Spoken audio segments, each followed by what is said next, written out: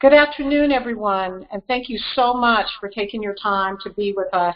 We're so sorry that last week we had tech issues. Tech can work well when it works, and it didn't last week, so we are so sorry. But we've got a time where we can now share with you a lot of the great content that our guest speaker has to show us, and so we will definitely do that.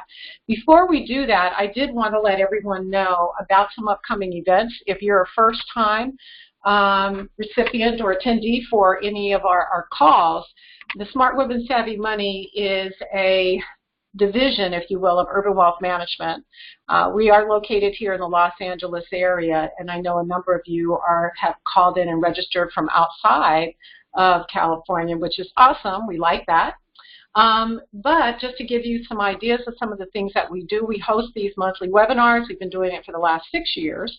These are free, they're complimentary, and we cover everything from lifestyle-related issues to some financial issues and a lot of other things in between, because as girls, as women, we have a lot of interest in a lot of areas. And so our role is to help you make those decisions easier and better. We have upcoming webinars. As a matter of fact, one tomorrow. One of our team members focuses on single women, and her topic is about women investors. We're great as savers, but sometimes not as good when it comes to investing. Again, these are all complimentary. We also will have, as our next month's Smart Women Savvy Money webinar, is our stylist, Jana Koch, who will be talking about your spring bling and getting yourself in line for the spring. And our big event that we're so excited to share with you will be May 11th, is our Women's Summit, Becoming. You can fill in the blank to be whatever it is that you want to be. And of course, Wendy's going to help us do that today so that you can know who you are and who you want to be. This is a fundraiser for one of the most amazing nonprofits in the area that helps women who are experiencing health-related issues and having financial issues. Bloom Again helps to provide them with financial assistance for everything from paying their rent to taking care of providing funds for child care and transportation. So we have an early bird pricing that will be going away on May the 1st. You can certainly make donations as you wish. All of the funds will be going to Bloom Again Foundation, and that is because of the fact that we have a wonderful supporter with City National Bank who is underwriting our entire event. So for that, we are very, very thankful and happy. So with that said now, I do want to move over into introducing you to our amazing speaker. Our amazing speaker is a woman who I've known for quite some time, and she has been able to provide a lot of us with some outstanding content about how we can rearrange our lives and position ourselves. But outside of that, she is a journalist. I see everything from her every week, good on social media, and also has written a number of books and has a major nonprofit that just celebrated its 12th year, right? Forgiving for Living. And so with that said, I'm going to turn it over to Wendy now because you want to hear what she has to say. All right. Hi, Renee. Thank you so much for having me as your guest today. It's such a pleasure. I've always admired all of the things that you do and the way that you help us women to be better. So thank you. Good. So today I want to talk with all of the wonderful women that are part of your network about what is your season of greatness and what does that mean and how are we going to learn a little bit today about that. So I want to encourage everyone to pull out a pad, pull out a pen, because I hope to give you some nuggets that you can take away with you that you can kind of refer back to from time to time and help you on your journey. You know, people have often asked me, Wendy, where did you come up with that and why the name Season of Greatness? And for me, I kind of took it all the way back to my childhood. You know, as a child, I went through a lot of different changes. I actually came from a broken home, and I experienced a lot of different things that most children should never have to experience. And because of that, I had some brokenness inside of me. And over the years, I've shared my testimony and my story with different people, and I've also been a keynote speaker and a motivational speaker for years. And what I've learned is there are actually a lot of people, especially women, that have suffered from some brokenness in their lives in one way or another. But you know what else I've also learned? We also know and have a good way of covering it up in terms of the way that we package ourselves. Oftentimes, we package ourselves so beautifully. We can have the best hairdos, we can have the best outfits, we can have the best jewelry, and we can even have the best shoes, because you know we love shoes. But you know what? Just like a package that has a pretty bow on it, but inside has something that's made of glass, sometimes we can be broken, especially if that box has been thrown around and dropped, and you don't know it yet because, again, you're looking at the bow.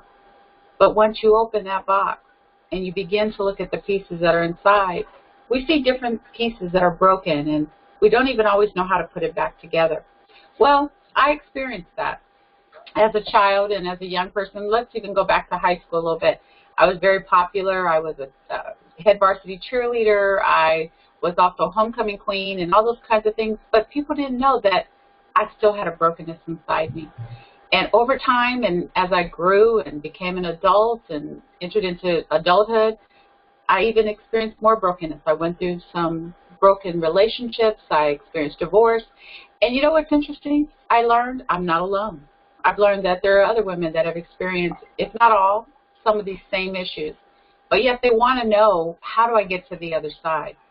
So as I continued and started to kind of navigate and look at my life, people still continued to see me as pretty much successful. I've owned my own business for over a quarter of a century, and I've done well, and I've done good. But I woke up a few years ago, and I asked myself, am I really being my best self? Am I really doing all that I can do to be all that I am supposed to be? And when I answered that question, the answer was no.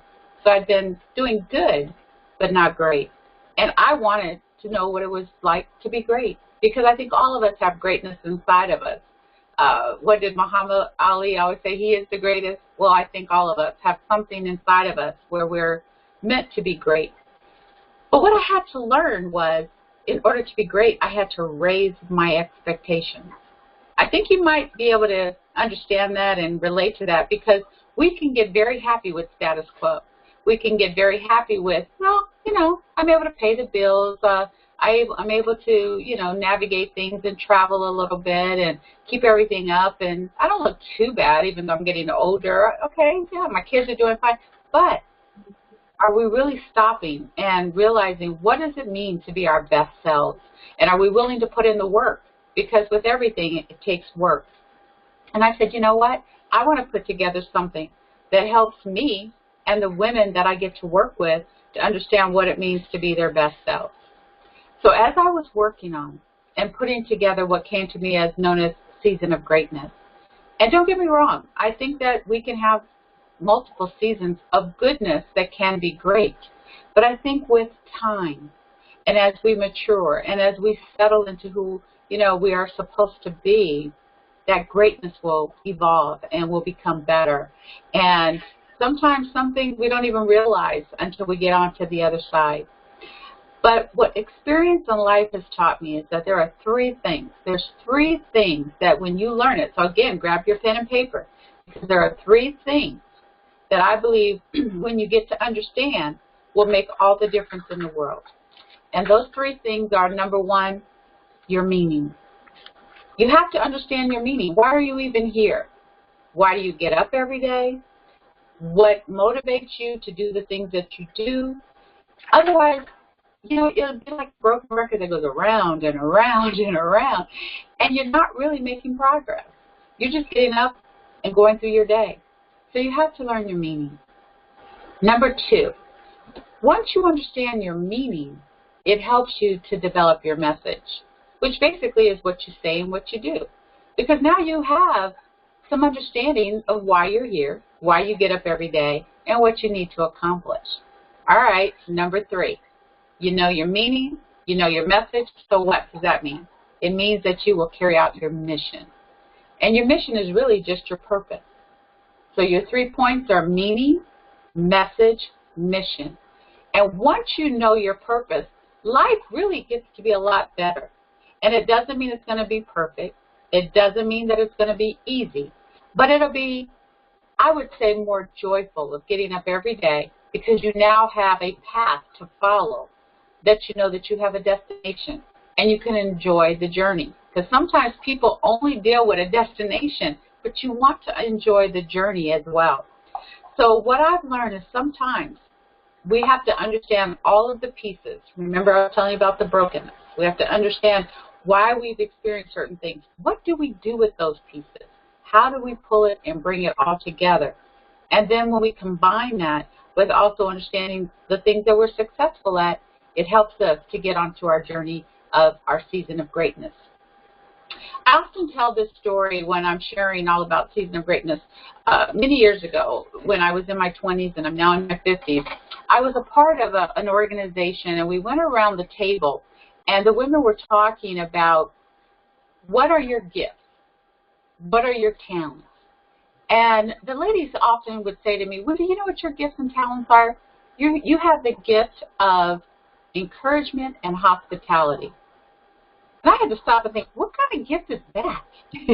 What can you do with that?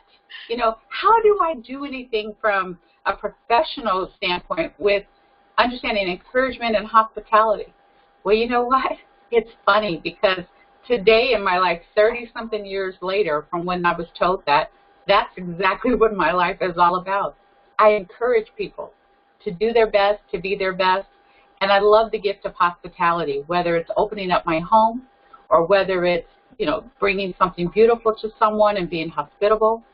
So again, as we begin to explore the season of greatness for you, and I'm going to give you 11 steps with that, think about what are your gifts? What are you good at? What comes naturally? And I know that you've heard that probably many times over your lifetime and over the years, but it's so true that your gift will make room for you. And when you're really good at it, now it doesn't mean that you shouldn't stop and perfect your craft, because we all should do that. But there's things that are innate inside of us that we're really good at. Don't run from those.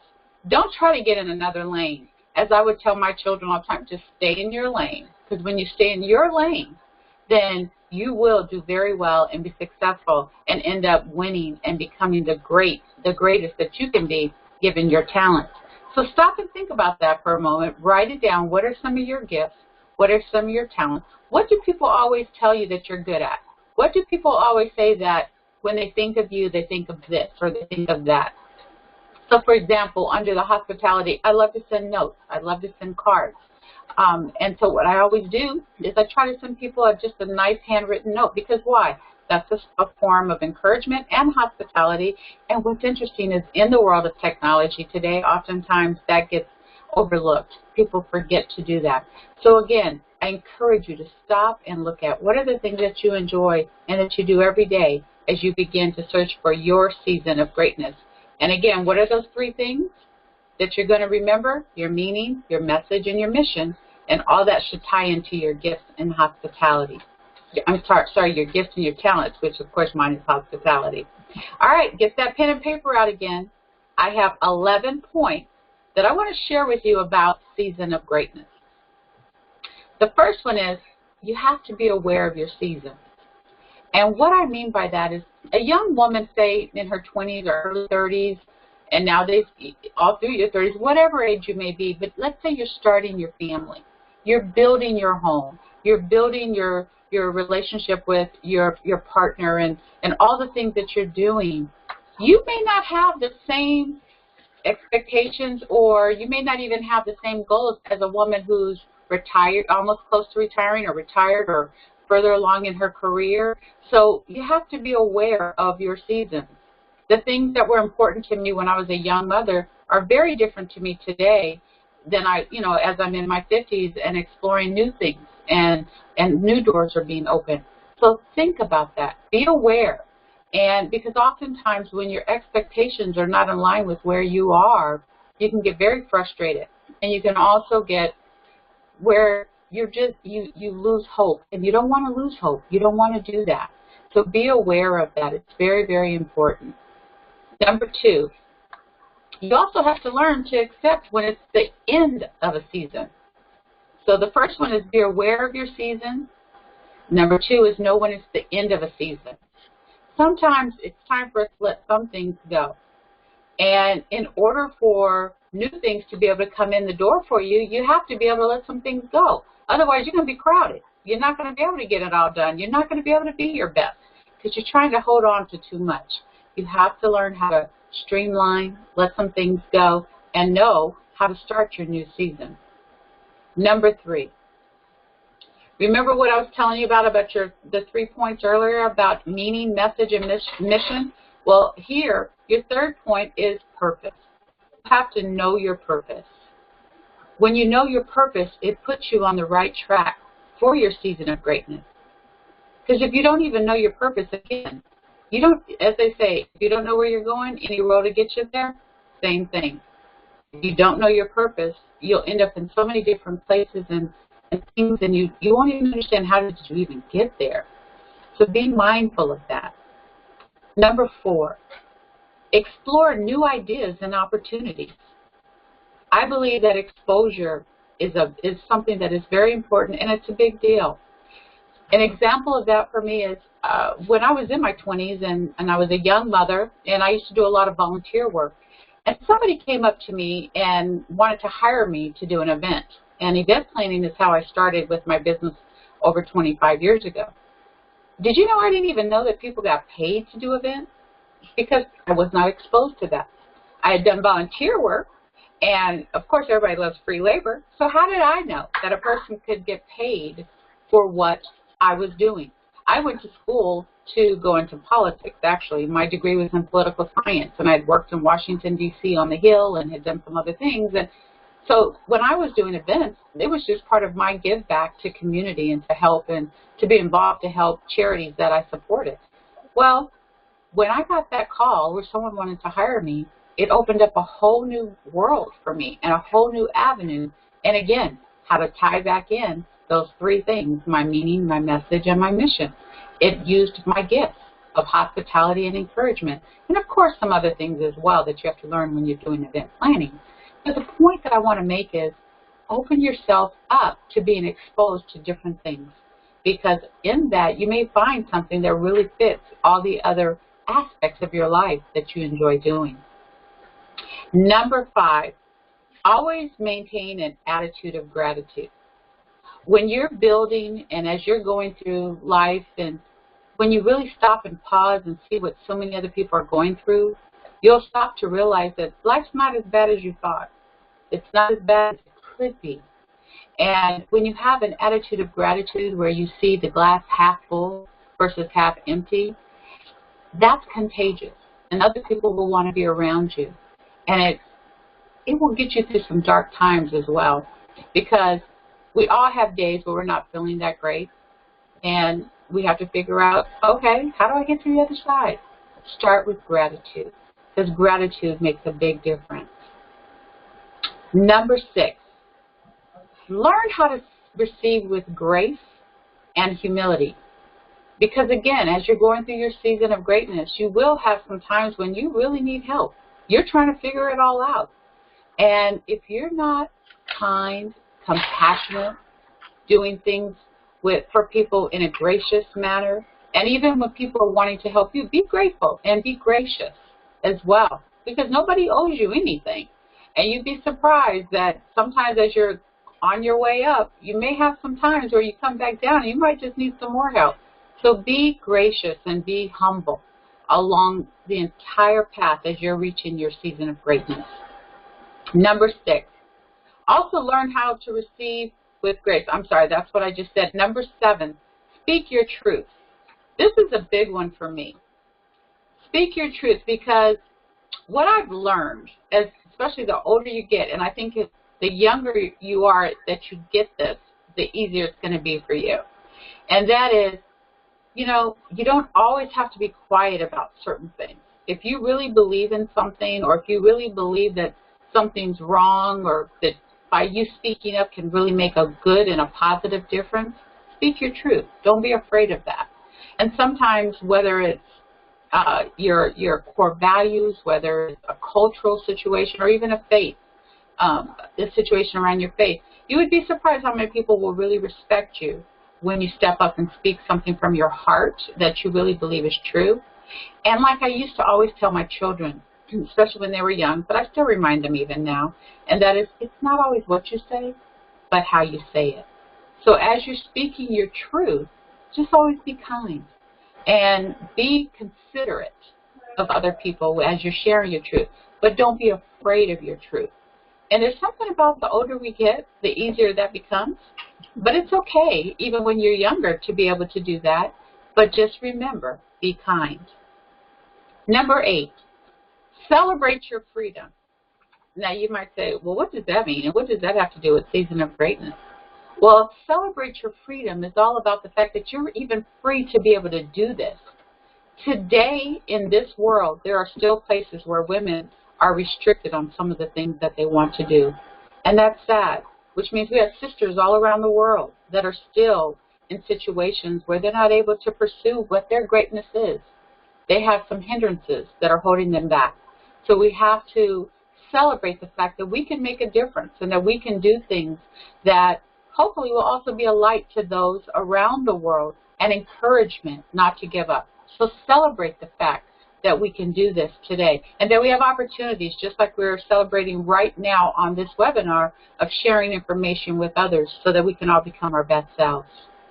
Number 9, embrace your mentorship. I believe that we should all help others. Mentor someone. Always lift as you climb. Take someone with you, and also remember that somebody, even if it's indirectly, has helped you get to where you are today. None of us are an island. We're not standing out here by ourselves. We've had help, and so we need to help others.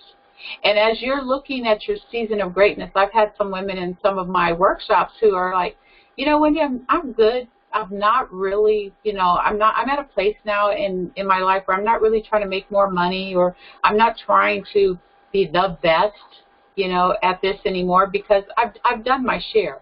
Well, I say to them, okay, then teach what you already know to someone who's coming behind you. So again, no matter where you are in your journey of your season of greatness, you can help someone else through mentorship. Number 10, become globally minded. And what I mean by that is, just like I said before, we have women all around the world. We're in a global environment. We have ways that we can help one another in so many different aspects. And you might think, well, I'm happy right here, wherever it may be that you live. But with technology, we're still able to touch the world, the globe as a whole. So think about how you can make a difference with your season of greatness, even on a global level. And then finally, I talk about what's next. When we look at our season of greatness, there's always a next. We should always be growing. We should always be learning. We should always be helping. So you never finish. It's never complete. You're always on a journey. So even if you get to a place where you feel like you have reached your greatness in your seasons of life, help somebody else reach theirs. And always figure out how you can continue to learn. I want to leave you with something that I read not too long ago, and it's a piece about what a confident woman embraces. And it goes like this. A confident woman, she knows what she wants. She's not afraid to ask for what she wants. She knows her expectations. She doesn't give up easily. She doesn't complain. She always has gratitude in her heart. She understands that age is just a number, and she keeps on going and growing. She embraces being a woman. She doesn't play games. She doesn't put down or belittle other women. She knows when it is time to walk away, and that goes back to understanding your various seasons of life and when it's time to let one go. She loves herself, and most of all, she's kind and helps others. So I encourage you to always be in a place where you want to get to that next step that helps you with your season of greatness. Because let me tell you, it's amazing, and it's actually fun. And I enjoy sharing this information with women all over the world. thank you, Renee, for having me as your guest today. This is exciting, and I look forward to possibly even hearing some feedback from some of your viewers. Absolutely. Thank you. Thank you. So, with that said, I would love to make sure that I think there's a lot of background.